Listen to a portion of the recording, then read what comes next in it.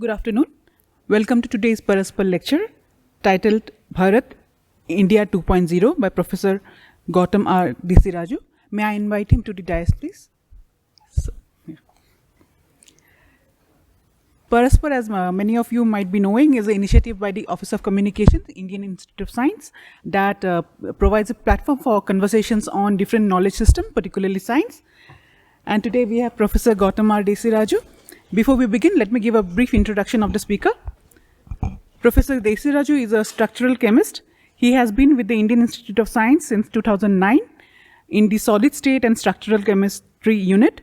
Before that, he was with the University of Hyderabad for 30 years.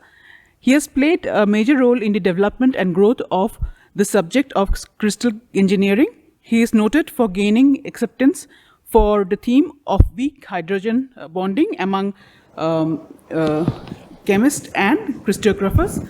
His book on crystal engineering and weak hydrogen bond in structural chemistry and biology are particularly well known. He is one of the highly cited Indian scientists with more than 450 research papers, 60,000 plus citations, and an H index of 100. He has won international awards such as the Alexander von Humboldt, the TWAS Award in Chemistry, and the ISA Medal for Sciences. He has guided the PhD work of around 40 students. He has edited 3 multi-authored books on solid state and supramolecular chemistry. He is a member of the editorial advisory board of Angewandte Chemie, I hope I am pronouncing it correctly, Chemical Communications, and Journal of the American Chemical Society. He is a former president of the International Union of Crystallography. He is a recipient of an honorary doctorate degree of the Universidad Nacional de Córdoba, Argentina, Rayalaseema University, Kurnool, and Gulbarga University.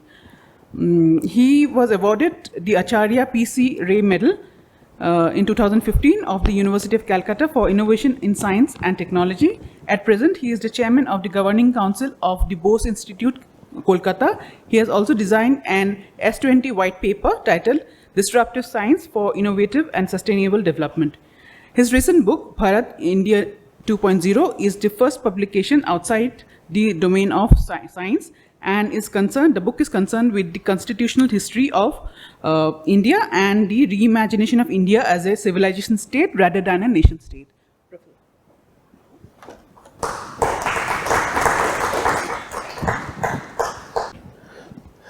Thank you very much, Dr. Das, and good afternoon to all of you. It's a pleasure to be speaking here in the Paraspar series, and I'd like to thank Professor Kaushal Verma for having suggested it in the first place. And it's not very often that someone from IISc gets a chance to speak in the faculty hall, and I think this is the first, second, third, fourth time that I'm speaking here in the course of the 14 years that I have been at IISc. So I'll confess that that's one of the reasons why I readily agreed. And of course, I've been listening to talks in this hall for almost 40 years now. It's hardly changed. And I think that's part of the nice thing about things. Certain things shouldn't change so much. And because otherwise everything is changing so much that the few things that don't change, it's good to have a few of these places, and I think the faculty hall in particular is one such place. I've always enjoyed speaking here. Now, the topic, of course, this afternoon is a book that I wrote and was published last year in September, entitled Bharat India 2.0. Now, I'm sure some of you have seen the book or have even read it. I believe there are copies outside for those of you who may be interested in procuring this book after you listen to my talk. Now, it has also been available in the campus bookstore, I think, for a month or two. So a few people have picked it up there too. Otherwise, you can get it fairly easily. And I recently found out that if somebody has a lot of dollars and lives in America, they can even buy it for $37.50 out there. And my publisher tells me next week it's coming on Kindle or something like that. But I didn't know much about writing books outside my subject. I've written 3 books outside and edited as 2 or 3 more.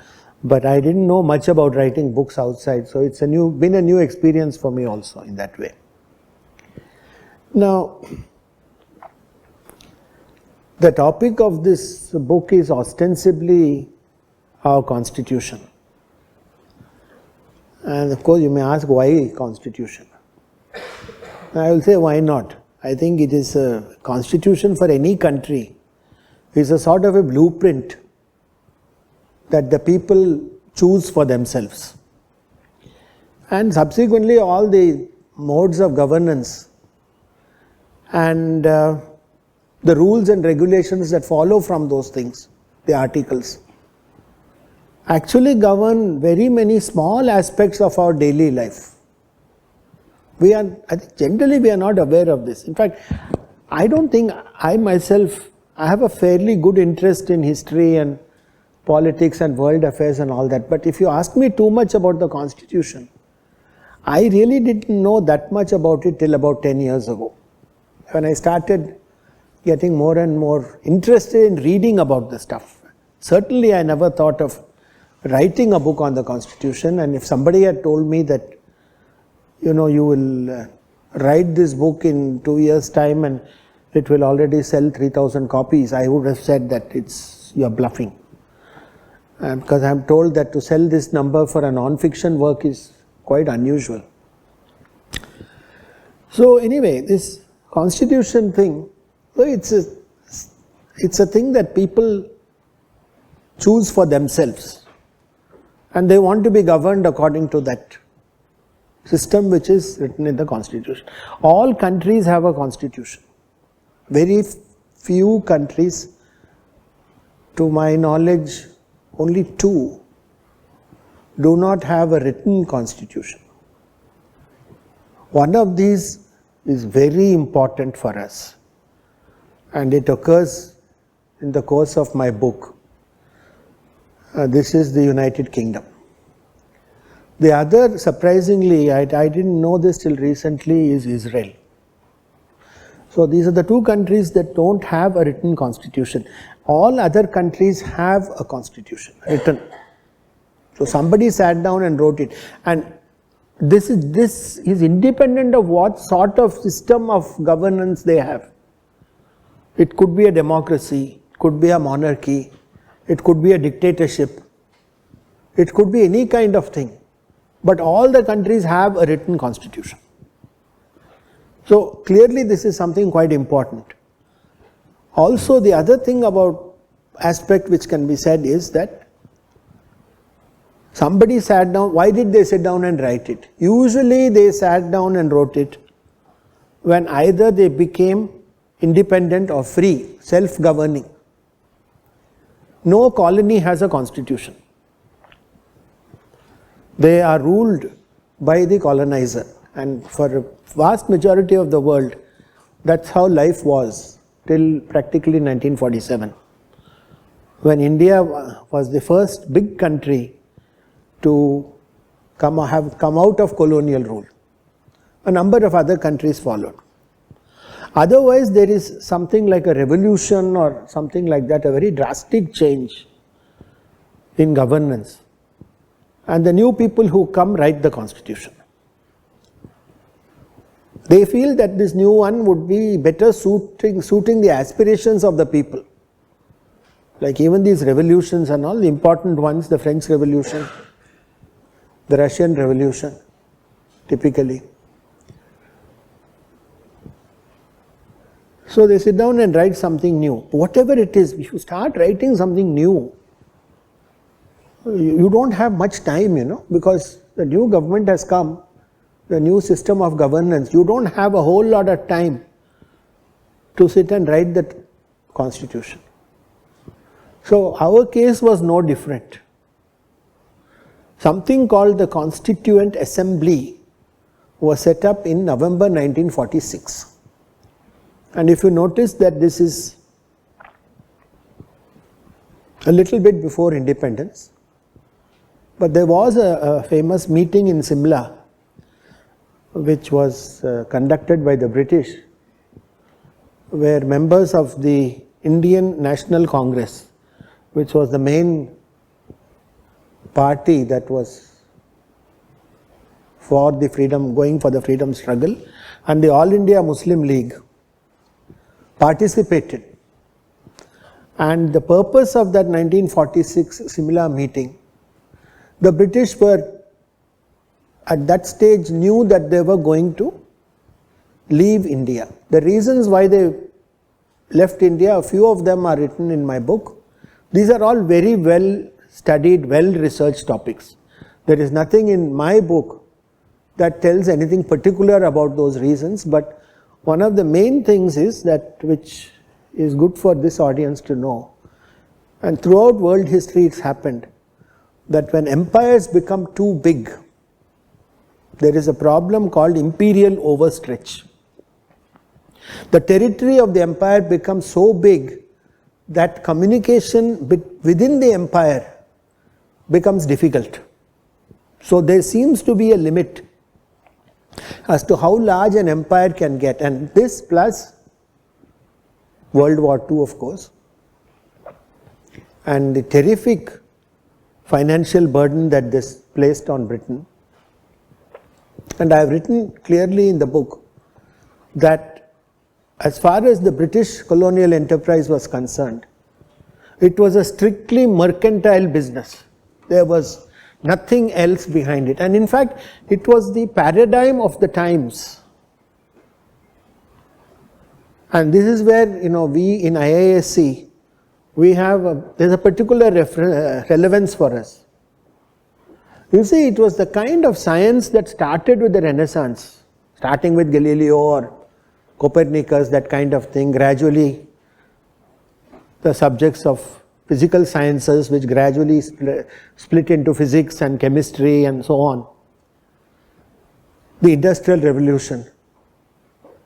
This whole business of the Western type of science that we know today and which all of us practice today in this place and in all other places. It has its origins in the growth of science in Europe after the Renaissance.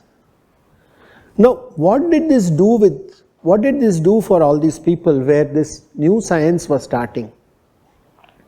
Till then, there were big empires, there were rich empires, India and China being mostly good examples of this thing. Some of the empires in South America were also very, very famous and big.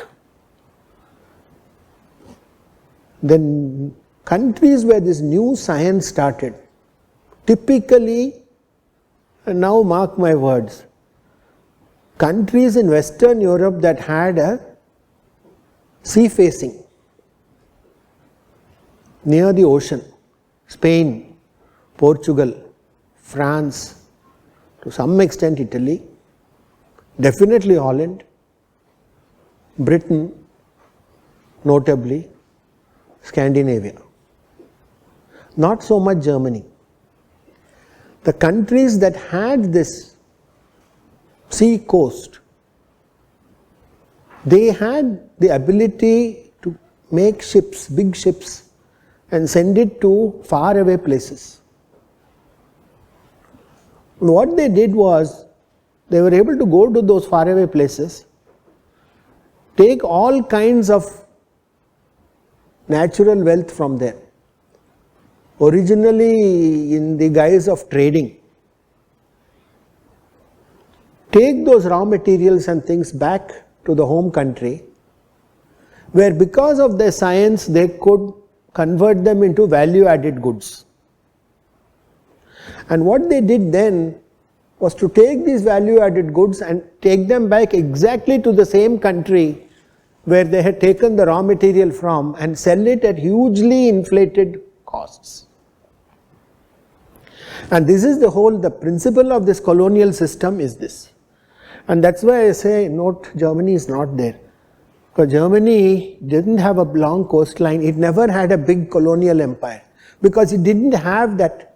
The navy, you see, sea transport was the only kind of transport then. So for any long distance thing, so therefore going to America and all started becoming a natural thing for them. And Spain and Portugal literally, took up the whole of South America with immense kind of natural resources. So these countries, small few countries in Western Europe, became very, very rich, very rich. And so much so that then they started, slowly bit by bit, they started getting into interfering with the activities in these other faraway countries. Rest is well known. In various places, firstly, if you look at the history of these empires also, the Dutch were the first big ones. Then gradually it became the turn of Spain, which took up a lot of things. And then finally, of course, it was Britain. So, and then the jewel in their crown, of course, was, our country. So you see, this whole business took some time. And why am I saying all this in reference to the Constitution? The British were willing to give up all this and go away. That means they must have been really down and out economically. They had no way of staying here. Many things happened. There was also the nationalist movement. They knew the people were against them. They knew they weren't wanted. Many people say that the INA mutiny in 46 was responsible. The famous Red Fort trials, when the soldiers of the INA, they were, actually I think even Subhash Bose's thing from Singapore and all that, I think gave them all quite a big shock. Because they then realized that India, undivided India in those days, was too big for them to handle and manage. So in the light of this background, they put the Constituent Assembly, started the whole show. And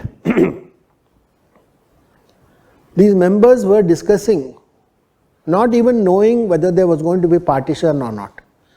There was a great deal of uncertainty. Many people felt there would be partition.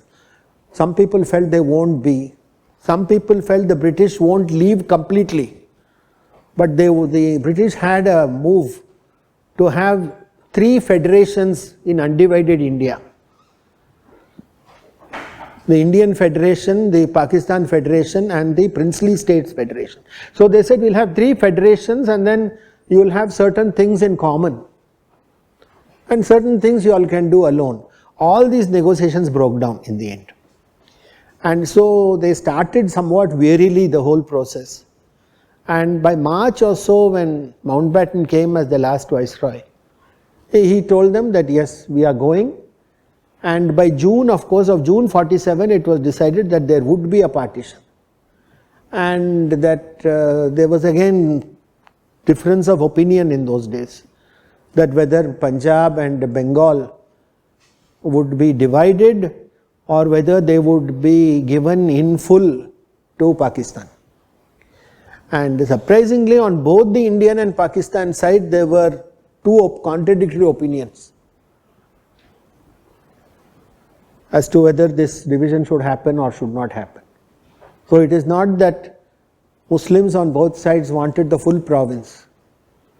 And so there were many things going on. In fact, a lot of interest has come about partition today. And if you read my book, you will find that partition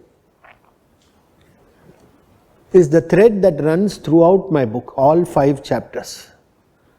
Because unless we understand what this partition was all about, we will not really understand the nature of our constitution and why it was written like that.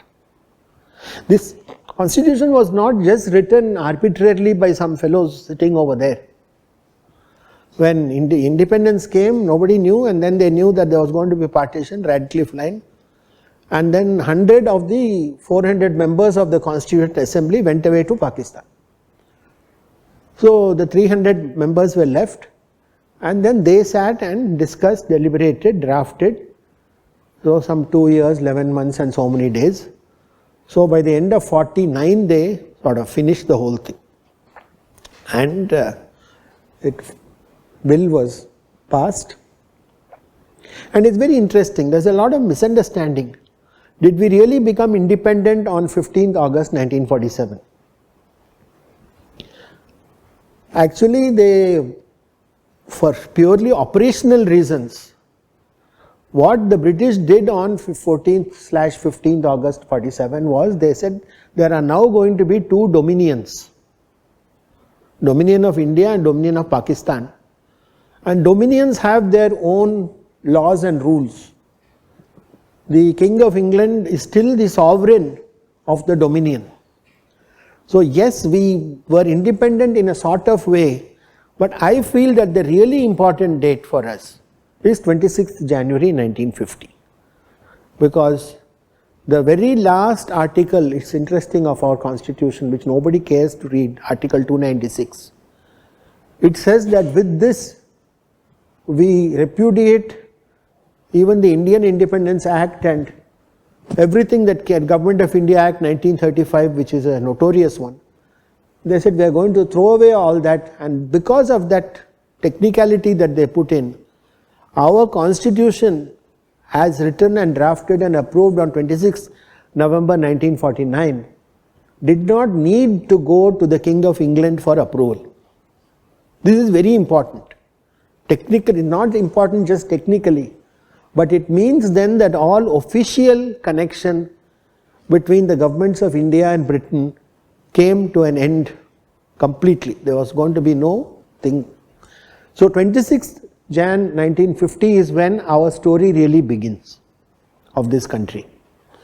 And so these events are all described in sort of chapter 1. Then we go to chapter 2, which is about how that constitution was drafted and all the various bits and pieces, the discussions that happened. And believe me, I went through 165 days of debates. When did I get all this time? During the COVID lockdown.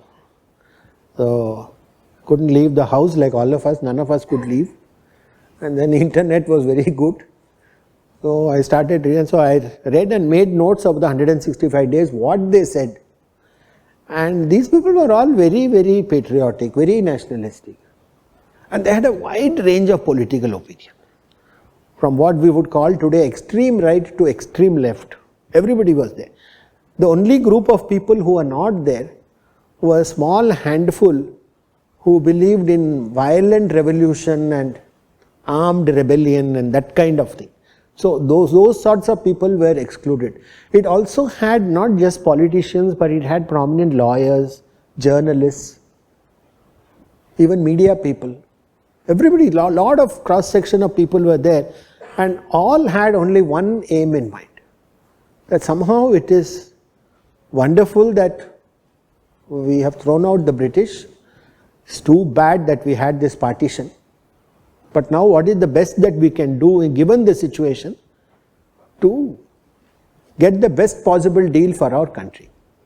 When you read those debates, and I think outside of my book, all the references are given in my book, I urge you to read some of those debates.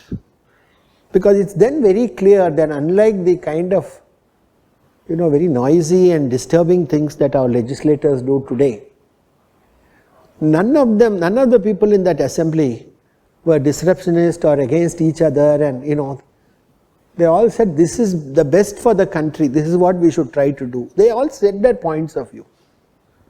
And then of course there were people who wrote the constitution. 300 people were there. There was a drafting committee of 7 persons, of whom Dr. Ambedkar was the chairman. Now many people say Ambedkar is the architect of the constitution. Yes and no. Many people were there. The important resolutions, the very, very big things were proposed by Nehru and Patel. And what I have said in the book is they made Ambedkar do all the heavy lifting for them. Because they also had the business of running the government and running the country. They couldn't sit all the time in the Constituent Assembly. So they left it to him to carry out all the things. So the whole 1948 year was only these 7 people who did the drafting of the Constitution. They were all good lawyers and all. So this is all fairly well known. So then they wrote all this stuff, and they knew that the document they produced at the end of 49 was not a perfect document. That one thing becomes very clear when you read those debates. They knew that there were terrible problems that were facing this country, extreme poverty for a start. And there were 3 very, very big problems that keep coming again and again and again in the debates without proper resolution. And let us list these 3, I call them fault lines in the book. The first is because of the hangover of this partition and the fact that the partition did not result in a full exchange of population, religion-wise, in the 2 new countries. Now, how and why that happened or didn't happen is not the aim of this book. Many political scientists have written about that. But suffice it to say that the members of the assembly were very nervous and very scared that there would be a second religion-based partition in independent India. They were very, very scared because they knew, because 97% of the Muslims had voted for partition, but only less than 50% actually migrated to East Pakistan and West Pakistan, because then there was no Bangladesh, it was called East Pakistan. So then they said that the people who have opted to stay back, they should be made to feel secure also. It's a huge number, it is not a small number. And so there was, and then the general sentiment was, the minorities who are in India must be made to feel comfortable in this place, so that at least their choice to stay back in India is justified to some extent. This was also partly true of the Christians. The other smaller minorities, for example Sikhs, Parsis, Jains, etc., there was hardly much of a debate or dispute among those communities. So that is the first fault line.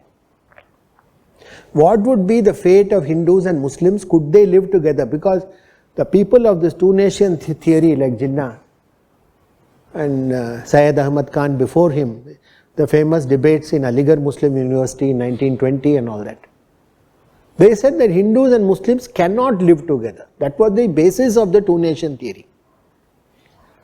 So then they said, no, we can always live together because we have always lived together. Muslims have been here, they were right from the beginning. So we never had this kind of a situation where people started saying we cannot live with you. And the reasons for some of those things also I have gone in slightly. That is the first fault line.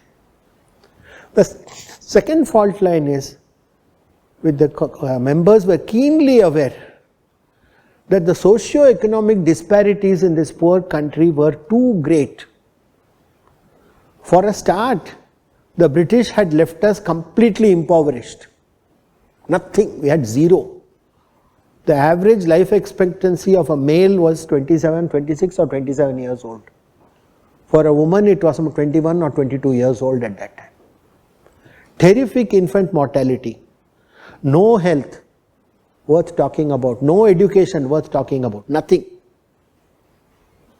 You know, think of this magnificent campus, that this was conceived and built 40 years before independence, can tell you the greatness of those people who got this place going.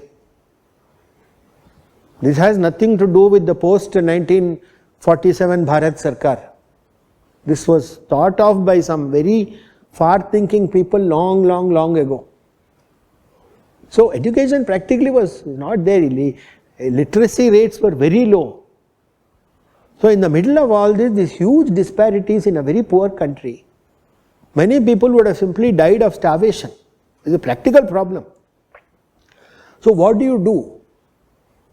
Then you have got this whole business of caste, which is a word that actually the British introduced, a foreign word from Portuguese, which is now a very improper translation of the word varna, jati, etc. Well, heaps of books have been written on varna, jati and caste. So this is a complicated topic. Some parts I have tried to cover which affects the constitution. So they said that some provision has to be made. For example, one of the things that people said even 20, 30 years before independence was that untouchability must go from this country. And a famous lawyer called Srinivasa Iyengar in 1928, he's written a constitution, he was from the Congress party. He was the mentor of K. Kamaraj of Tamil Nadu and a very famous gentleman. He wrote a constitution, draft constitution called Swaraj Constitution, where he writes, even if we don't get independence, we must remove untouchability. So this was acknowledged as a evil by one and all. So the famous Article 17 still stands in the form in which it was drafted originally. There is one article that has not been touched, that all forms of untouchability will be abolished from now on and has no place anymore in a civilized country. So this thing was emphasized straight. So the second fault line is the socio-economic fault line. The third fault line, again curiously, came because of partition. You see how devastating that partition was for us. It affected physically in those days people who lived in undivided Punjab and undivided Bengal. But actually it has affected all of us. Now how did this partition affect this center and state problem, which is today kind of a federal nature of India and all that? India is not a federation. This is something that no matter what present day politicians are telling you, in a true federation like America, Germany and all that, different sovereign entities come together, give up some of their powers for the common good and then meld themselves into a larger unit, which is then able to give all of them much more protection, security, economic, etc., etc. In India, there were no sovereign entities. The British simply divided few things according to their administrative convenience, Madras Presidency, Bombay Presidency, central provinces, Punjab, etc., etc. It is purely their whatever they felt like doing. And then you had all these princely states, 546 of them, of which we are sitting in one of those princely states. A very famous one, but still it was not part of British India. So all these bits and pieces, they don't constitute sovereign entities that decided to come together. Nobody decided to come together.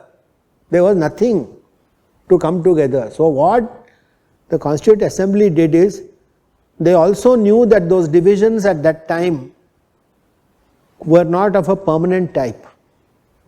Some of those British provinces were way too big. You know, how can you have something that is one province all the way from, say, you know, Kanyakumari to Srikakulam to, Bellary. It doesn't make sense to have something that is so big, all just one province. So they said that this is a temporary. Of course, Sardar Patel did a great thing in bringing the states in properly, part and parcel of the union. Otherwise, that would have been one more complication. So they said that for administrative conveniences, we have got these states. And the second important article which I will mention, which people should know about, is Article 3. Article 3 is again another article that has not changed with time.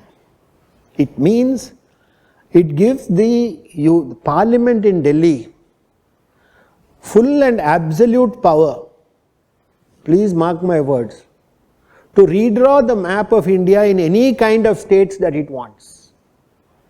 Tomorrow if Parliament passes a bill, a simple majority in Lok Sabha and simple majority in Raj, nothing fancy about it, saying that from tomorrow the state of Karnataka does not exist. They are allowed to do it.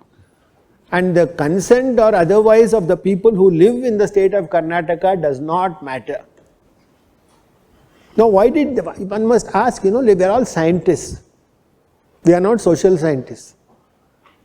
One of the things that differentiates scientists from social scientists, because after writing this book, I have come into contact with so many social scientists.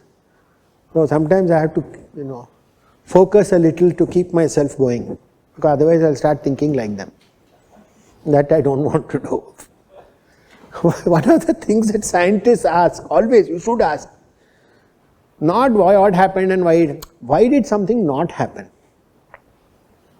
Why did they make Article 3 so simple? Because since those states and all, they have no significance of their own, the center can come and do whatever it wants. And actually, it did it very many times very successfully. The major reorganization happened in 56. But before that, an event happened which really gave me the trigger to write this book. I am talking about old Madras Presidency.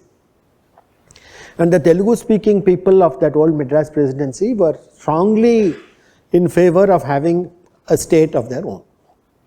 So there was an agitation. One man called Potti Sriramulu, he died in one hunger fast in 53 in Chennai. And so immediately on a gunpoint, they conceded to the demand of a Telugu speaking state. Small one was made from the old Madras Presidency. By 56, the state of Andhra Pradesh came into being when they took certain Telugu speaking parts of the Nizam's kingdoms and parts from the Bombay Presidency and put them all together in one so-called Telugu speaking state called Andhra Pradesh. Now this was the first linguistic state and it was widely criticized by many people who said that this was not very good. I happen to be one of those people who are of a different opinion. I felt that linguistic states, when they first started, were probably a good idea, because they gave at least people some limited sense of identity. And identity is very important, because we feel all Indians, but we also feel nice to say that we are from Andhra or we are from Karnataka or we are from Uttar Pradesh. We also feel a good sense of that too. And usually when these things, they are in a natural synergy. Just because I feel that I am from Uttar Pradesh doesn't mean I am anti-India. Once you say that Uttar Pradesh is pretty much a part of India itself, there is no contradiction between UP and India, or between Gujarat and India, or between Rajasthan and India, then that's not a main problem. But the story doesn't end there. Andhra was the first linguistic state. 40-50 years later, it was the first linguistic state to be divided into two among the non-Hindi speaking states. So this thing that was so important in 53-56, the people of Telangana really didn't want to be there. I have lived in Hyderabad for 30 years before the bifurcation. We could see Hyderabad is part of Telangana. It is actually quite different from coastal Andhra, which is actually quite different from the third portion called Rayalaseema, which is the portion which is closest to, Rayalaseema is no more than 60 kilometers from where we are sitting. So these three places are quite, nominally yes, they may speak something that we call Telugu, but they did want to separate, and so that means language is a good one. It's a good one to have a demarcation of sort, but it is very coarse. As the country progresses, as economically we become better, as we become more educated, we want more and more accurate definitions of ourselves, what we think of ourselves. And if the people feel that way, many of these states, I mean, let us take Bombay Presidency. Don't forget that Bombay Presidency included even Sindh, which was separated in 27, which became now the Pakistani province of Sindh. So then Gujarat and Maharashtra were there. In 1960, it was split based on the basis of language. So it was working for some time. But like everything else, these ideas have to be again looked at more and more seriously. A number of Uttarakhand and Uttar Pradesh. I have travelled very frequently in Uttarakhand. So I know that all the people there like the fact that Uttarakhand, a small portion in the hilly areas, got separated from Uttar Pradesh. They said we are quite different. Today their complaints are little different. They said that although we have got a state, our leaders are very bad. So, but then that's not the problem of the people who divided the state in the first place. My answer to that, I have given several lectures on this book in Uttarakhand itself. So I know there is always this question comes, but how come our chief minister is so bad? I said that is a local problem which you have now. You can solve it in the ballot box. Like hopefully we will solve it in Karnataka in 10 days time. So if somebody is bad, see, we have a way out of the situation. So that becomes the next important thing that I wanted to talk to you about. Now, accordingly, I have said that our three fault lines of Hindu, Muslim, upper caste, lower caste and center state, they can be addressed if you think a little bit more about India itself. Every mighty country in the world, whether it is today America or yesterday Britain and Germany and France, every big country, powerful, rich country, they always took their strongest point and optimized it. When you write a paper, no, you like to take all the best results and put it there first and then hope that the referee doesn't catch all those things that didn't work quite correctly. Or even to save yourself from that embarrassment, you will write something somewhere, put it in the supplementary material so that you can always say that, no, we actually mentioned it, but we didn't think it is so important. We will say like that. Generally, that is human nature. Now, what have we done? We did the opposite. We took these three fault lines, Hindu, Muslim, center state and upper caste, lower caste, and we go on talking only about that. We don't talk about anything else today. This is, I think, masochistic actually. Because this country has moved so far and so fast in 75 years. Don't forget that we were equal to that silly country next to us on 14th, 15th August 1947. The other day I saw one very humorous podcaster from Pakistan. I believe he is a YouTuber plus quite a rich fellow there. He's saying, he's talking tongue in cheek of course. He says that why don't we just loan ourselves to India for 2 years. They can improve us and then we'll go back. So you see, even there, people have a sense of humor. So when something like this is now so different, it is clear that many things in India we have done correctly. It's not that everything here is wrong or something like that. But this business of highlighting only our faults, this is something that we all Indians love to do. All of us. But this is not the way in way one can become rich. Now what is our biggest strong point? Our biggest strong point is diversity. We are very happy. We are very proud Indians. We will do all this. But then you start asking me, that is masala dosa here better or the masala dosa in Chennai is better? Then you will see the real. See here, how many feel? I am a bit partial, don't know. Sometimes that sour taste which you get in that Chennai dosa, you don't get here. You will say that, see, so look, even for a simple thing like dosa, you will have so many different ways of looking at it. And some fellow in Andhra will say, no, no, I don't like any of these dosa, I will want pesaret only. And then if you go to coastal Andhra, he will say, put an upma in that pesaretto, and then it's called MLA pesaretto. So for those of you who are from those parts will understand. So you see, we love this. And it is that, it gives an extra kick. Gives an extra kick. It doesn't make us non-Indian. Not at all, very far from it.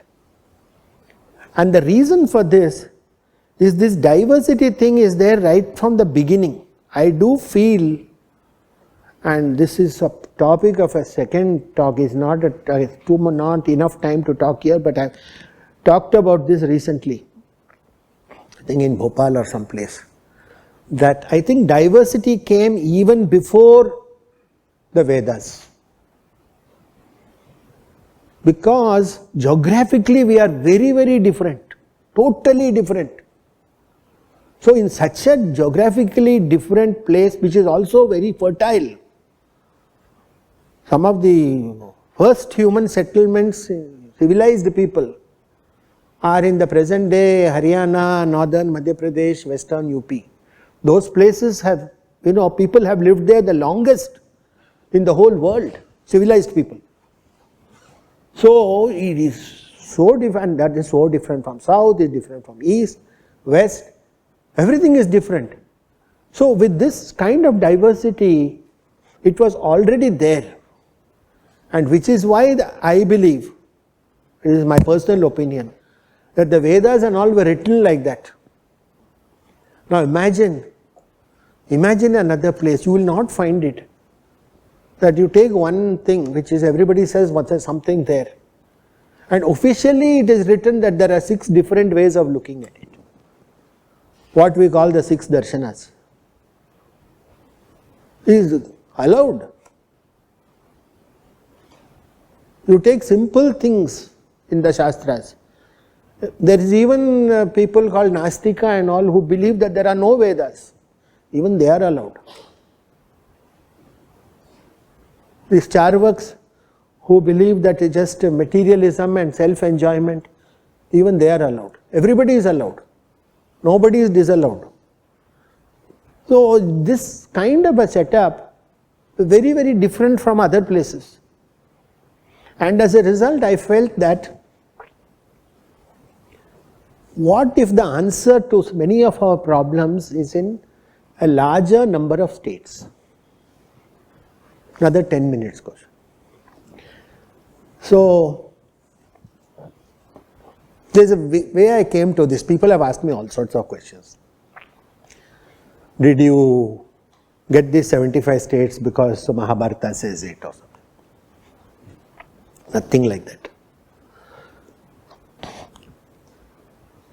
What is the advantage of having a smaller state? All these things. Feelings of feeling better. Also, a smaller state will have a niche economy. In some of my states which I have written today, Kutch, no people live there, lot of sunshine. It can become solar energy capital of the world, not just India. You can take Kongu, which is the area near Coimbatore and all. It used to be called Manchester of the East. I gave a talk in Coimbatore 2 months ago, and many mill owners and all those things were there. They said that we have been asking for a separate state. We believe that Chennai is too far away to understand our problems. And we can really beat Bangladesh at a world level in these garments and fabrics. Coimbatore, which is satellite town, of Tirupur, is a fantastic place for that. Then I have divided one state called Kashi, which is called Old Bhojpuri, all Bhojpuri speaking places from western Bihar, eastern UP. And you see there what happens is different.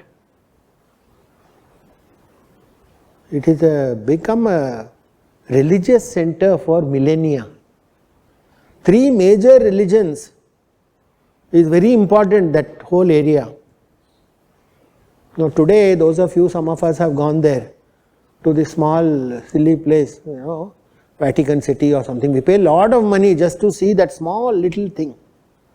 Imagine, suppose you take this to Sarnath, to Vishwanath temple, Banaras. All the Banaras saris of Banaras are woven by Muslim weavers who live hardly half a kilometer from Vishwanath Mandir. So you can take something like that and make it into a tourist hub of the world. People will come. You cannot say that, okay, there I am going to put a CSIR lab. That is, you can put a CSIR lab in many other places. You don't have to put it in Kashi. So if you have a small thing, if you ask them, they will again say Lucknow is too far away.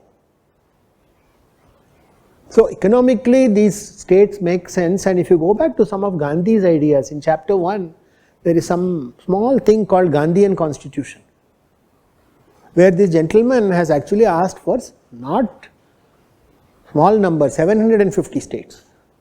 He said that that was the original form of governance in India, where it was completely from bottom up. The village fellows decided for the village everything. And when things became a conflict between 2 villages, it went to the next higher entity like that. And for those of you who are interested in this idea, Constituent Assembly considered this Gandhian Constitution and they said it was impractical. And I agree with that assembly, it would have been impracticable. Not for the reasons they mentioned, but I will tell you why. Those who are interested in this idea, the original form of governance in ancient India, should read Dharampal. Dharampal has written a book called Rediscovering India. And he describes how the British, when they came here, they caused massive damage to our social structure. And in fact, I believe a lot of people say that the Islamic invasions, they did physical damage. But the damage that the British have done to us, ladies and gentlemen, I feel it is something that is enormous. Because they have deprived our very way of thinking, what you call this Macaulayism and all that, and trying to ape Western mores, Western standards, Western ways of thinking in a country that is so very different. And this brings also to this point, which I should have mentioned earlier in this talk. A constant criticism of our constitution is that it is based on the so-called Westminster model of governance used in UK. This I completely agree. And because that Westminster model is a very funny model, and I think you should try to figure out a little bit about that, you will understand many of our problems today. What is that Westminster model?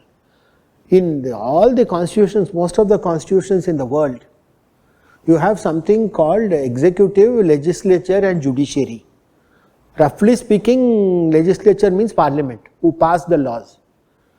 The executive means the people who are responsible for executing the laws. That for us is like prime minister, cabinet, ministers and all that. The third thing is the judiciary, whose only job is supposed to be that the laws passed by legislature, are they within the constitution or not? They are not supposed to say anything else more than that. Now all these countries have these 3 things.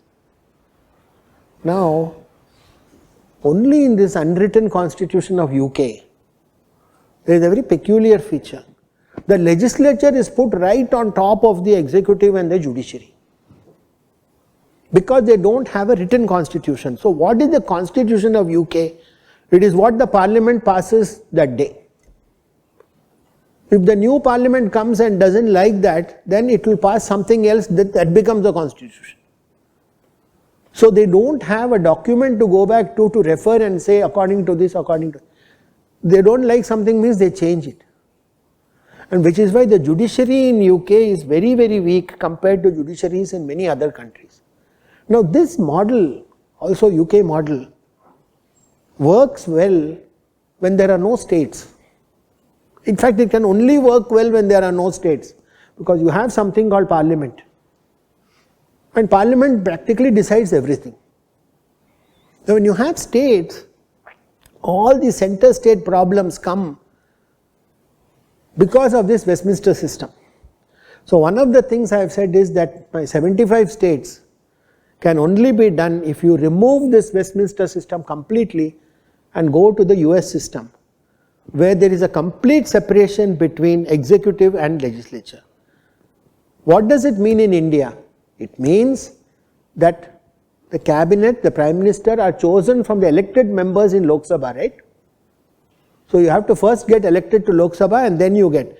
So the prime minister and the ministers are also legislatures and also the head of the executive.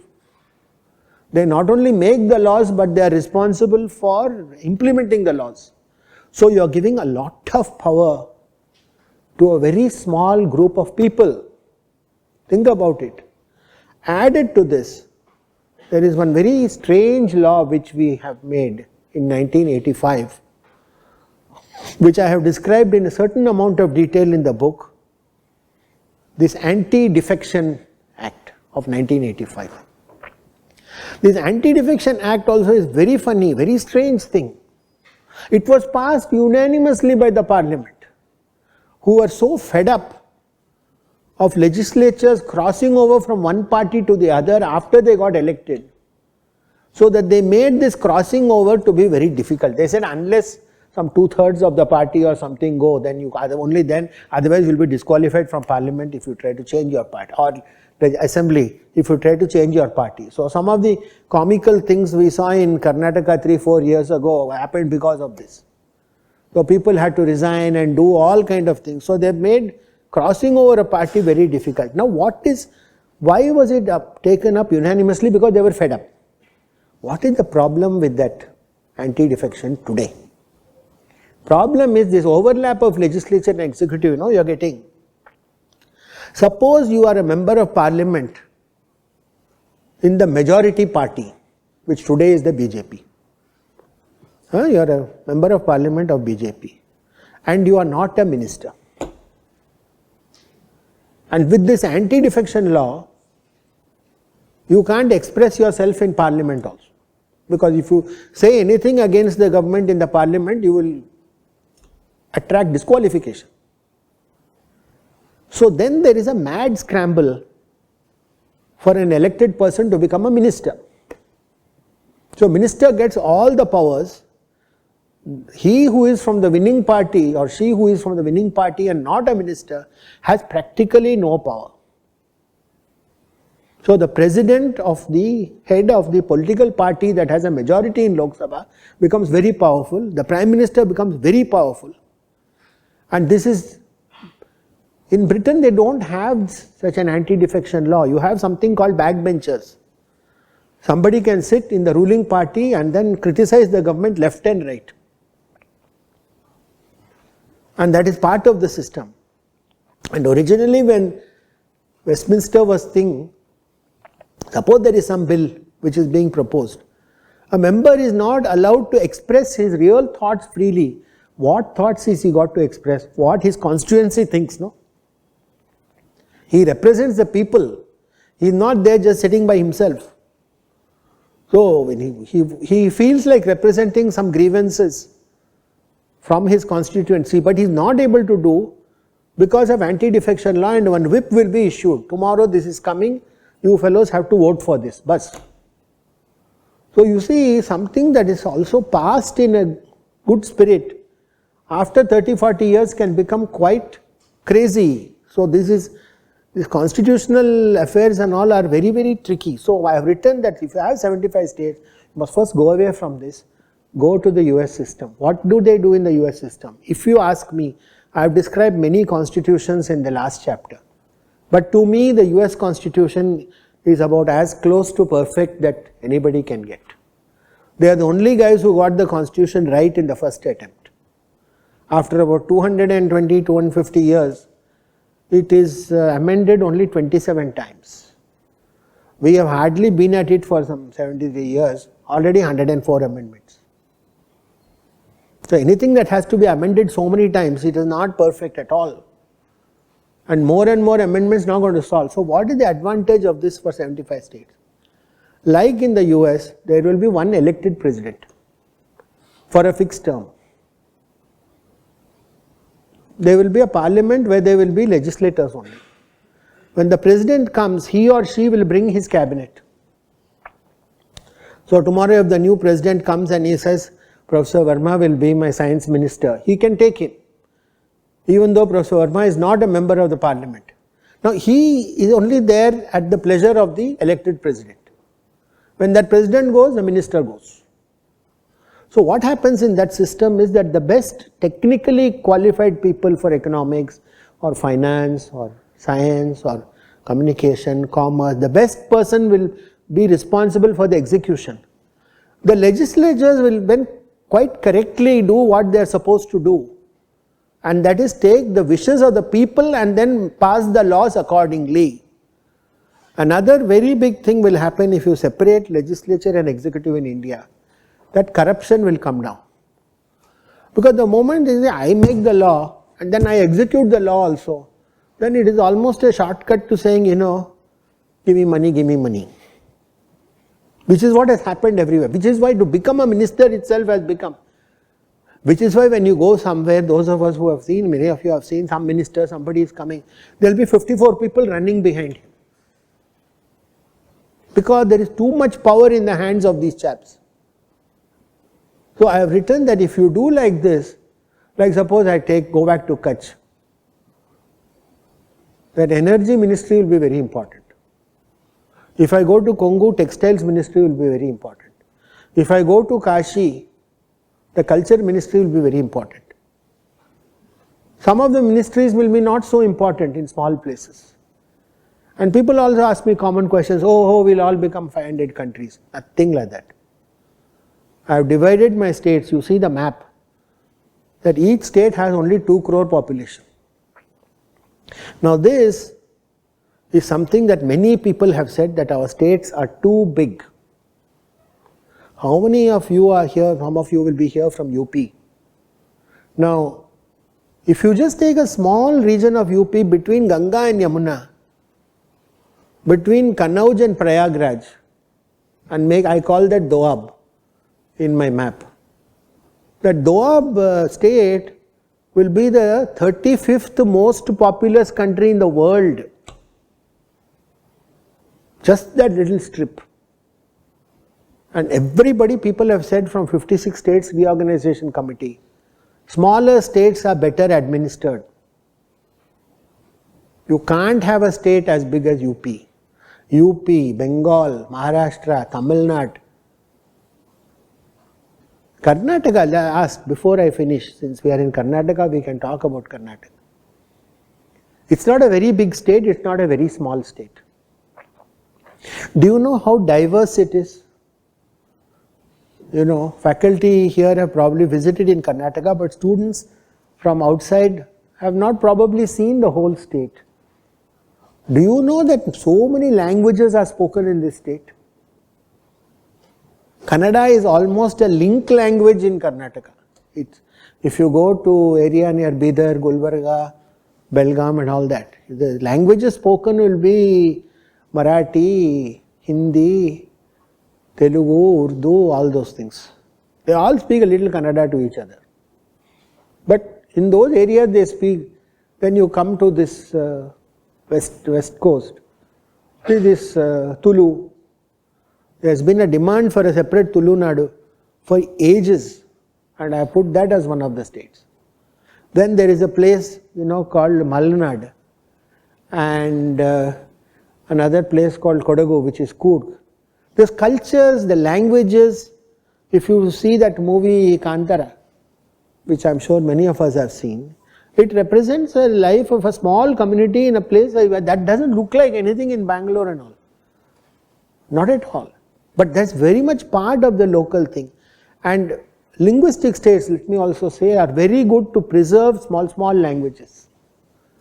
Because something like Tulu language, which has got its own literature, own everything, that will simply get lost if you're in an ocean of Kannada. So these are not divisive things, but they are actually making each individual fellows feel better. Like suppose I went to Malnad, I will make that coffee industry there compete with Ethiopia, Brazil, all those places. All of us like coffee in Bangalore. So it is really very good. I've had coffee in so many millions of countries in the world, but this is the best. This is something that should really be, taken and think. And suppose you say some overall something, big Karnataka and all. So this diversity thing, this can really be done. And also when people ask me, 75 states means 75 chief ministers, 75 traffic jams when we are going here and there. I said, no, not at all. Once you separate the powers, if the chief minister only has to execute something which the legislature has passed, half the traffic jams will go away. All he has to do is to execute. He becomes like an officer. Chief executive officer, that's all he becomes. Or she, as the case may be. So you see, this is a tricky story, a complex story. But I think we are all very lucky people that we are living in the India of 2023 and not in the India of 1947. I think we have a lot to be thankful about, but we realize tomorrow seasoned people from the West are saying that before long means I mean by about 2050, 2060, by which time some of you students will be in the prime of your lives. There will only be 4 important countries in the world, and they say that these not only 4 countries, they will be actually 4 empires. This would be China, America, Russia and India. And they are saying all the other places in the world will have to adjust themselves according to the whims and fancies of these 4. So the whole world itself in a larger sense is moving from bipolar after World War II to it became monopolar after the communism collapsed. Now again with the rise of China, this thing is coming. America probably will never be as strong as it was. And then you will have China coming up. And then Russia is now beginning to show a totally new identity. And those of you who are interested in that will have to read some of what Putin has said, even as much as 15 years ago, that he says that Russia made a big mistake by looking westwards for 300-400 years. He said we are not at all part of that civilization, but we are part of this civilization on this side. And then China and India, of course, the population wise, sheer population wise, today we are the most populous country in the world, and numbers do count. And so with all these things being put together, you will see a totally different kind of world. In this different kind of world, I think it is important also, at the end of this thing I will say that people did ask me originally as a scientist, why did you do this, are you even competent to write this book? I had all these misgivings and doubts myself when I wrote the book, because as you probably know that when you publish a paper, it is after the referee reports. But when you publish a book, the referee reports come after the publication. So it's a risk that any author of a book takes, because if it's not good, it will just it will sink like a stone. So I get the feeling that scientists do have a very big role to play. Science is not done anymore in silos, that we do something and somebody does something, economist does something. No. Economics, science, foreign affairs, geostrategy, defense, everything is connected. Tomorrow if India tries to even extract one rare earth metal from start to finish and catches the whole supply line, we will be in a position to threaten China quite badly. And that will make them behave with respect to say Sri Lanka or Pakistan or something like that. So everybody respects power only. And as I always like to say, you can worry about soft power later, but first the country needs hard power. And hard power is gained, and my model here which I have given will give you 75 strong states economically, and it will give you one strong center politically. We need a politically strong center and economically strong states. Today what has happened with this 28 state model is that the center has become powerful financially and the states have become powerful politically. It's exactly the opposite of what it should be. Because finally it is for the states to worry about health, education, roads, maintenance, town planning. That is all state subjects. How can you do all this without money? Every day if the chief minister has to go begging to Delhi to give money, then it is not a very good feeling. And then therefore what happens? Some of the states that are too big, they become politically very, savvy. And they say, we'll do this, we'll do that and all that and give trouble to the center. So it will exactly match the two very well with the politically strong center and economically strong states. Chapter 5, the last chapter I won't talk today, but it's a kind of summing up about other countries, what they have done. The fact that many of these big countries, France, Germany, etc., took 100 years to get to an ideal constitution, and after they got there, then they stayed stable. We are still in the process of evolving. This constitution of ours, therefore, it is highly desirable. And people, serious people in Delhi and elsewhere are saying that at least by 2030 or late 2020s, if we are in a position to set up a new constituent assembly, then we will be able to get a constitution that is much more in tune with the spirit of all of us. We cannot be run by a piece of paper which is based on something, an unwritten thing 6,000 miles away of a country which is now actually a third-rate power.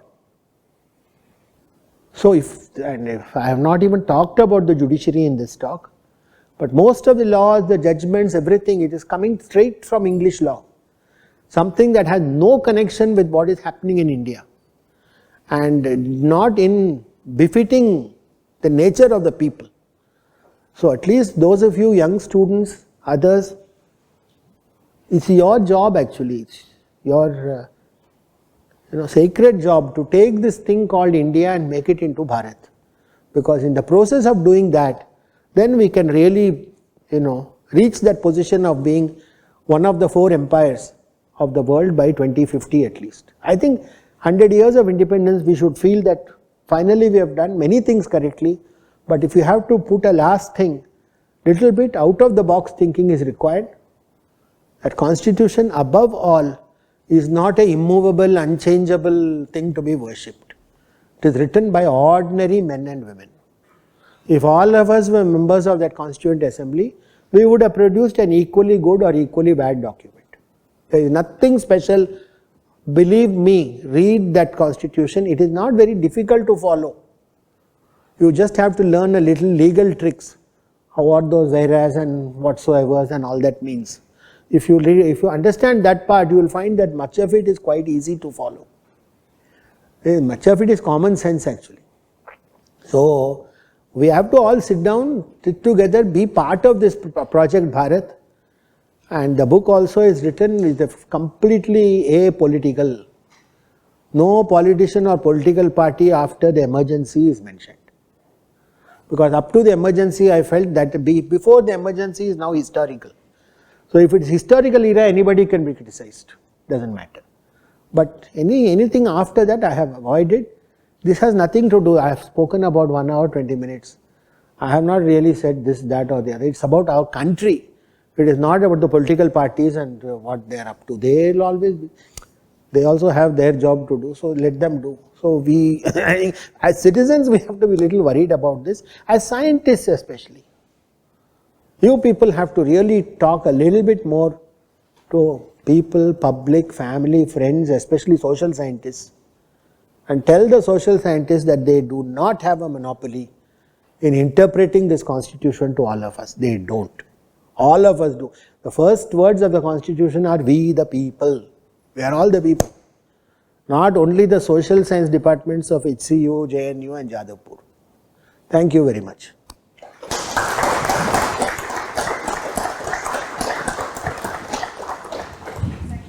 Thank you, Professor. It was a very insightful talk, and some of the concepts and outline that you have given us in terms of where the path is from here I think makes a very big difference given us being, a lot of us being scientists and not having the context of how we ended up here.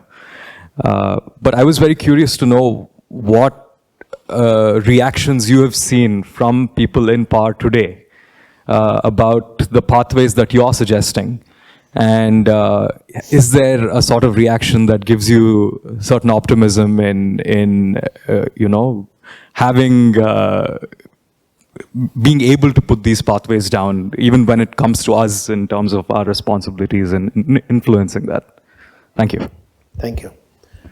I've talked to a cross-section of people, and one of the things I can say is that nobody poo-poos it. Nobody poo-poos the idea. They may point out individual things, this one, that one, can you change that? Then I said this is just a plan and a kind of a work in progress kind of thing. But people definitely feel, if for no other reason, that administration has broken down everywhere. And there is simply no excuse to have large states. And your question also brings up the point that this Westminster system means you need to have this first past the post form of elections. Most countries in the world have proportional representation. They don't have first past the post. And the people, for example, I'll give you a typical example. It's a conflict of interest. Any party in power in the Lok Sabha with a majority has probably got a fair share of the MPs of UP, because the number of MPs from UP is very large compared to the total size of the Lok Sabha. So it is very difficult for any party to get a majority of UP Lok Sabha members. It's very difficult. After the time of Nehru, only at the time of Modi this has happened. Now, once you have got so many MPs from UP, no party in power will want to tinker with the boundaries of UP, especially, as I said, because of this simple devastation of Article 3, that the parliament can simply make and unmake any state boundaries. Mayawati has asked very seriously about it in about 20 years ago. She even got it passed in the UP assembly, and of course that doesn't matter because the parliament has to, think. And Yogi Adityanath in 2008, long before he was CM or anything, has said that this UP is too big, it must get 3 states, 4 states. Various schemes for division of UP have been proposed. I am not saying anything very new, although I have, in some cases in there, I have gone back to the ancient mythologies. And I have states like Mithila, Kosala, Ayodhya, things like that. So that is more, there is also an economic connection with that, but that's much more subtle. Now, so once any party, like UP, they say Lucknow is the gateway to Delhi. This is still very much true. And so any opposition party worth its salt will somehow try to splinter the vote in UP. And then any division, and another positive thing about my book, which even the politicians have told me, is that the word gerrymandering doesn't occur even once in the whole book, because my scheme of division of states does not take into account any sort of electoral calculation. Because these elections are here today, they are gone tomorrow. Tomorrow somebody else will vote in some other way. So the moment you do gerrymandering and try to adjust the constituencies so that your party wins and all that, firstly the public will never get fooled by something like that. There will be an outcry. So when you make the division on the basis of geography, history, culture, economics, anything other than electoral politics. Electoral politics is not there a single reason for any of these 75 states. So I think the general reaction is good. Talk to some senior people and they say that this idea has to be debated. There have to be more and more occasions to talk about it. Intelligent people have to start reading. That is why I was so keen to give this lecture. Because this small group, you may be 50 or 60 people here, I don't know. But this is better than having, 2000 people somewhere. That is not the, because the correct people probably have already started reading this book. And so I can say, because I don't want to mention names, that the personalities are sufficiently senior that I feel that this was not a bad timing for a book like this. Because something which is a major one like this, you don't suggest it and immediately expect that tomorrow morning somebody is going to do it. Let there be a discussion. Let people say that this is good because of this, bad because of this, modify it, change it. But there seems to be a definite feeling that this could be an easy way out for some of our problems, because it highlights our greatest strength, and that is the diversity. And they say this unity and diversity, this has been made into a cliche. I think I have written also in the book that it is only because of our diversity that we can get unity. Diversity cannot come from unity, and unity cannot come from the top. Saying, okay, all you guys, 1.4 billion people, you are all the same. All of you will eat the same kind of dosa every morning. No. We are not like that actually. We will refuse to do it. We are one of the most anarchic and rebellious people, disobedient people in the whole world. Sometimes we don't even overdo it. Even when it becomes sort of self-defeating and destructive almost, we still want to go on arguing. And Galbraith, the American ambassador to India in the 60s, who liked India a lot, he called it a functioning anarchy. And anarchical way of functioning is no other country in the world, they won't understand it also. But yet nobody here has a problem in understanding a single word I have said. This itself tells me. And for those of us who have visited other foreign countries and all that, many of the students will also have a chance to go and visit and all. You will realize immediately how different we are. And we don't immediately realize why we are so different. But we are different. So as the French say, vive la différence. If you are going to be different, please enjoy that difference. Don't try to become like somebody else. So in terms of the reaction, I think it's been generally good, and the fact that people are buying it. My publisher is also happy. She says that this shelf life of this book is going to be probably quite steady and quite long. And I have so many unsolicited mails and messages and all from people. I liked the book so much, I bought 5 copies and gave it to my friends. Like that. I mean, it's something that we do. And I wrote it not really thinking about sales, and anyway, nobody writes a book to make money. So you just write a book because you feel like writing a book. All my scientific books were written like that, because I have written what, 1, 2, 3 books, and in each of the cases I just felt like writing it. And then I literally stopped doing some research for some time and really stopped talking seriously to students. That's why I also like to write very fast, so that I don't get away from the lab and students for too long. So this book took about 2.5 months to write, from start to finish. But I had the advantage that I'm stuck at home and so nothing else to do, so I could do that little fast. But yes, the response has been good, and yes, your question is good, because those fellows who have to.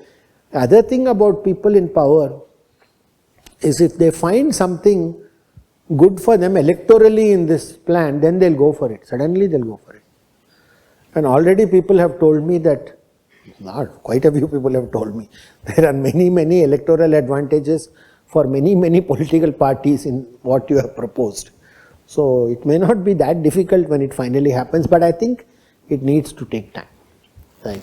I am reminded of my own work on weak hydrogen bonds. So I proposed the idea when people had talked about it before, but then when I started saying it, people were ready to listen to me because too many things were happening that couldn't be explained without invoking weak hydrogen bonds. So nothing like when a fellow needs something, then immediately he'll become your strongest supporter. Till then he would have said, no, what's the use, it's very bad, not correct and all that. Suddenly when he needs it, he'll come and say, no, very nice. Same chap will say. So like that it will happen with these politicians also. Professor, as you told that Westminster model of governance and constitution which we have adopted is not suitable for us, we have experienced also. So we should have another constitution assembly for making a new kind of constitution. In your opinion, what will be the way or methodology to make a constitution assembly? What is your proposal for that? Well, a simple way out is to, I think just if you separate legislature and executive, and you will then have to make the minimum number of changes. So that Ambedkar was a great admirer of the US Constitution. And the US Constitution was discussed quite heavily. And for some reason they probably just their exhaustion at having finally become independent, they couldn't believe it also. Very tired people who have given the bulk of their lives to this thing, and a hurry to do something quickly, and impatience, and too many pressing problems. Simply because they had nothing else to fall upon, they fell upon Westminster as a default. And there is a famous act, Government of India Act 1935. And many of our, at least executive part of the Constitution is based on that Government of India 1935 Act, which is an act that was written to perpetuate the power of the colonizing force on the people. So many of the powers of the British colonizers have automatically been transferred without much change also to the IAS officers. And that's another thing which I also said, one of the things which we need in the new constitution with this separation of powers is that somebody who passes an exam to get into the IAS or IFS or thing, the post should terminate at the joint secretary level, as it is in America. So those are the career bureaucrats. Anybody who is higher than that level, like in the US, is brought in with the elected president or the elected governor of the state, and then they come and go with him. So in this way, one of the problems we have had in India is that when an IAS officer is appointed, typically with the average age and all, about 33 to 38 years of service they have. And the mode of selection of these IAS officers is through this UPSC, where the members of the UPSC are picked by the government in power at a certain time. So they will reflect the ideological priorities of the party in power then. So today, anyone who is a secretary to government at the center, say, was appointed during the Rajiv Gandhi era. So we have sat through exams and interviews and appointments and all that. Personal bias and all is unavoidable in these things. Like still they will say that, they will refer to some old volumes, older things which, for example, certain ideas on socialism which were very seductive almost in the 70s and 80s. Today they seem to have little meaning a modern thing. We don't have a system like China, where which in name calls itself communist, but everything else that goes on in China is highly market driven and market oriented. So unfortunately what happens in our case is that these IAS officers are supposed to be impartial. Typically they have to faithfully carry out what the cabinet minister and the prime minister tell them. This is what we want to do, this is what. Suppose at that point of time the IAS officer puts a brake because he or she thinks that that's not the correct method. That is, I'm afraid, what is happening now. So some of these things can be done quite easily. Others require much more serious. One of the ideas given in chapter 3 is this idea of Rashtra and Rajya. So ideas of, and the best explanation I can give is again going back to this famous unwritten constitution country. Like UK is got a tremendous amount of religious pluralism, right? So many religions are there and people are allowed to practice all their faiths freely, in fact. There is no much problem for various people of various religions to practice their religion freely in UK. Last year, Queen of England died. Now, how were the funeral things done? The first thing that this new king came, he said that he swore an oath on a very ancient law protecting the Church of Scotland, which came from some 300-400 years ago when Scotland and England joined each other. When the Queen was laid to rest, what happened there?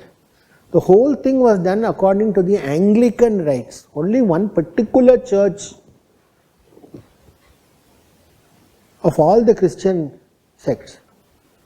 The rites were done with that. You didn't have somebody from Sikh religion, Muslim religion, Hindu religion, so many religions coming and officiating in that ceremony.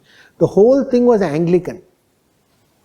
Does it mean tomorrow that when you go out into the street only Anglicans will be favored or something? No. So that is what we mean by Rashtra. Rashtra is the underpinning of the whole state structure, a kind of inspiration. So in like words like dharmik, what is dharma? Dharma is simply right and wrong.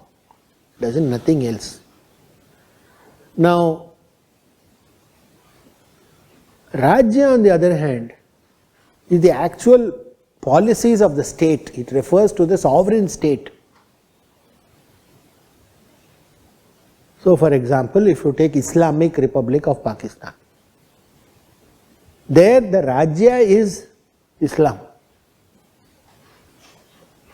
The Constitution itself says that in the name of Allah, it will start like that. Israel. Any Islamic country, few Christian countries are there that have something like this. England has. Today, as you know, only if you are an Anglican you can become the king or queen of England.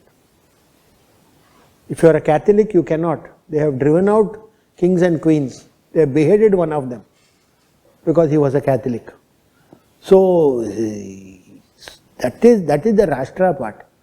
Nobody wants, for example, a Rajya, because Rajya means theocracies. We don't want that. So people say that today so many cases, like recent case is that, what is that I say that?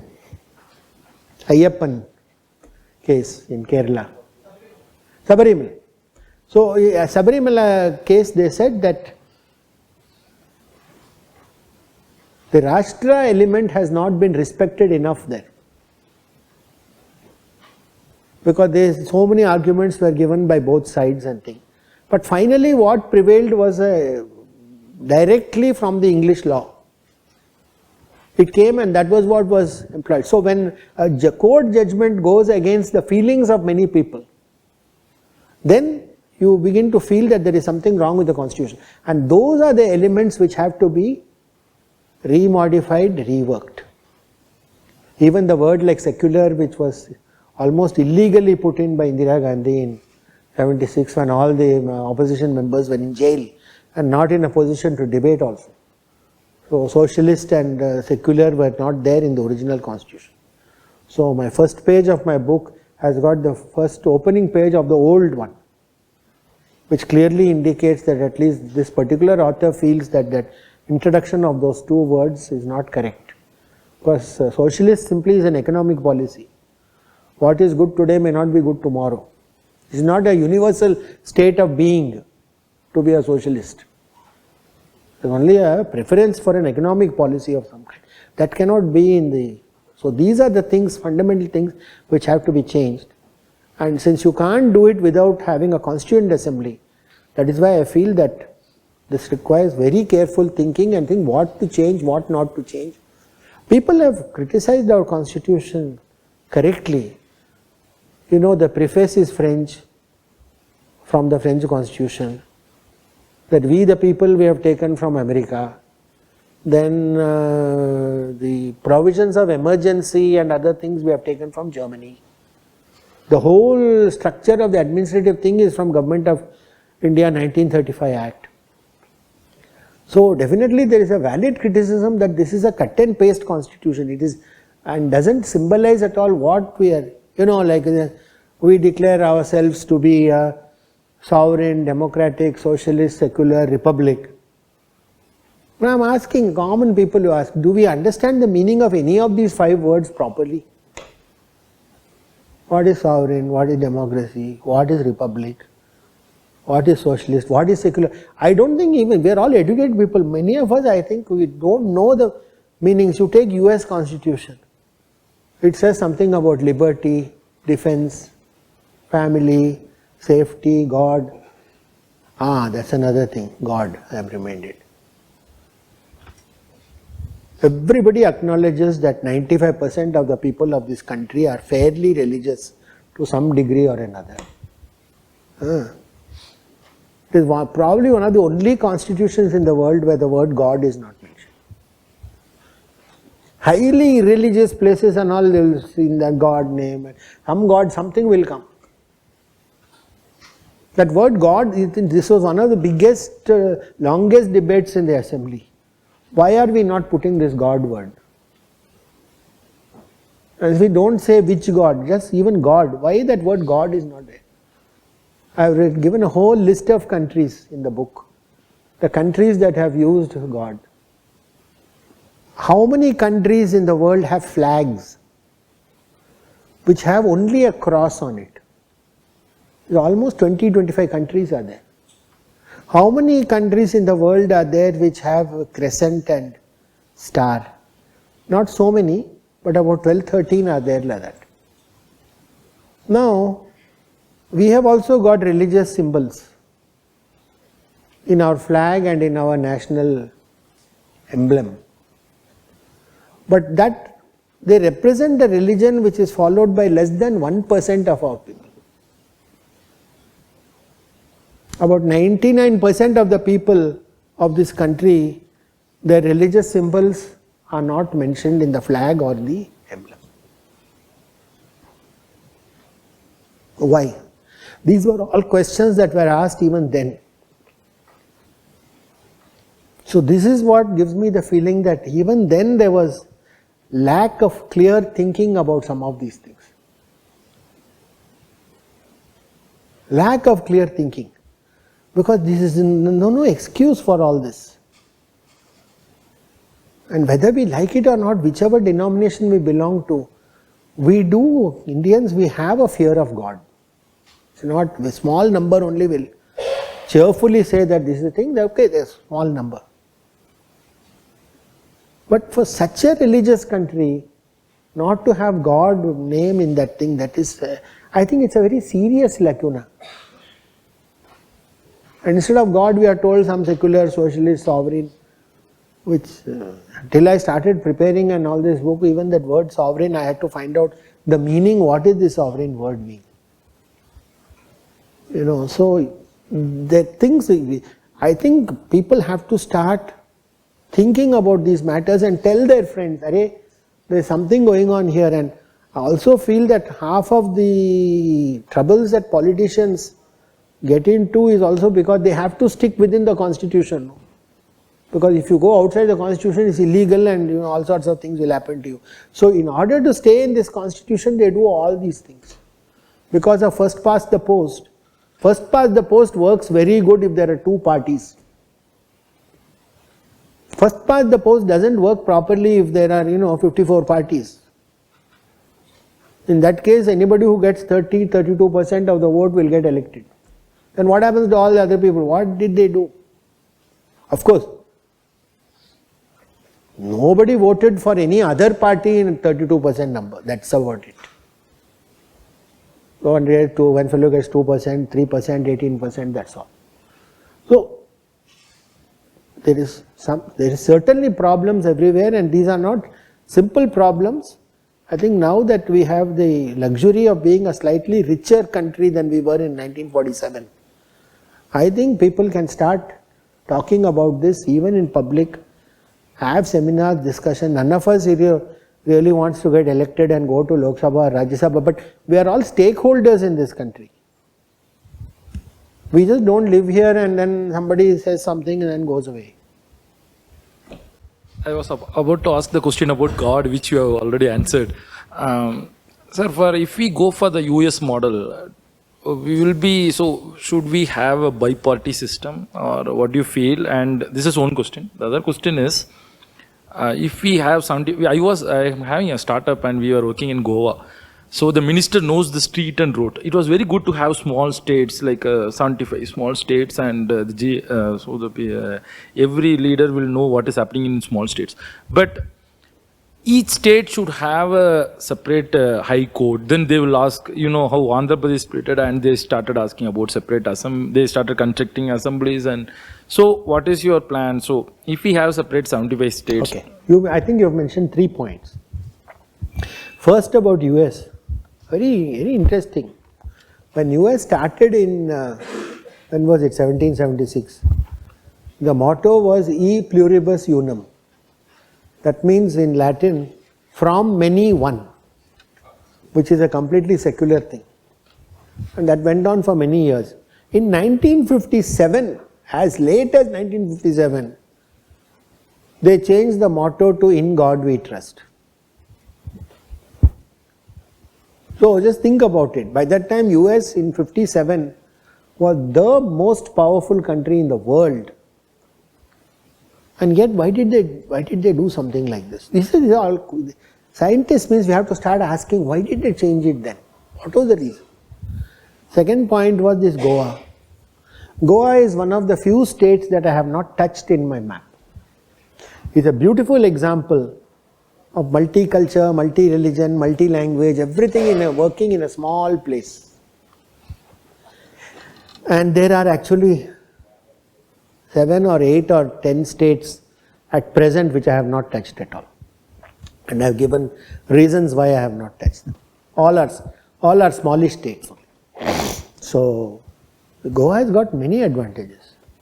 And so it is no wonder that and also if the constituencies are very small, if the state is 2 crore population, typically something like a constituency should have something like 400,000 people voting, that's all. Then the elected representative will know everyone by name.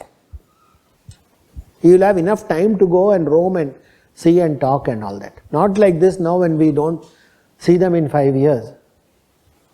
Today I am told they are going about here and there and just giving TV sets to everybody, all the parties.